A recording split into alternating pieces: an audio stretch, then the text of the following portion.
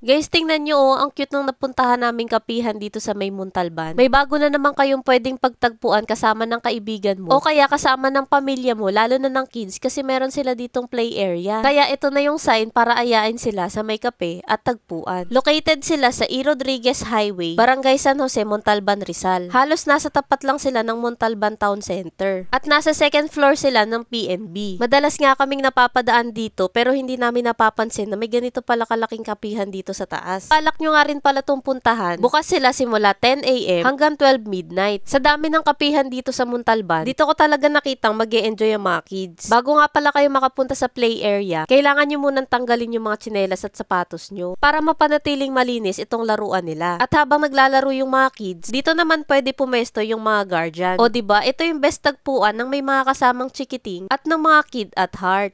Marami silang ino-offer dito na drinks at foods na pwedeng pangbarkada at pwede rin sa mga kids. Kagaya ng rice meal, waffles, chicken wings, pizza, ramen, mga snacks at sa drinks naman may coffee at milk tea sila. Ito nga pala yung mga in-order namin dito. Ito yung 75 pesos nila na cheese fries. Hindi nga pala cheese powder yung gamit nila. Kaya kung bet nyo ng fries na nalulunod sa cheese, ito yung itry nyo. Sa pinakailalim kasi niyan, nandun lahat na ipon yung cheese. Sa egg drop sandwich naman, etong ham and cheese yung tinry namin. 120 pesos naman ang isang order nito. Scrambled egg nga pala yung style ng pagkakaluto ng itlog. Nasarapan ako dito kasi malasa yung pagkakatimpla nila sa egg.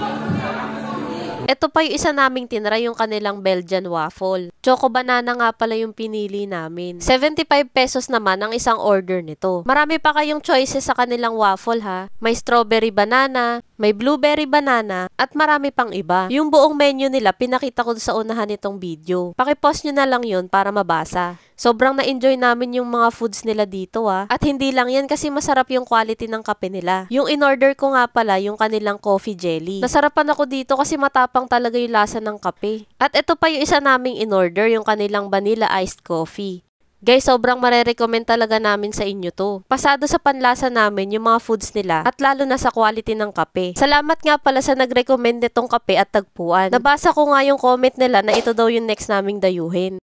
Maraming salamat sa inyo kasi hindi ko to madidiscover kung hindi kayo nag-comment. Hindi pa dito natatapos yung pag-i-explore namin sa Montalban. Baka may marerecommend pa kayo ng mga sulit na kainan at kapihan dito. Pakilagay naman sa comment section para yun naman yung next naming dadayuhin. At para updated pa kayo sa mga pupuntahan namin, huwag niyong kalimutang i-follow ang aking mga social media accounts. Yun lang, maraming salamat. Bye!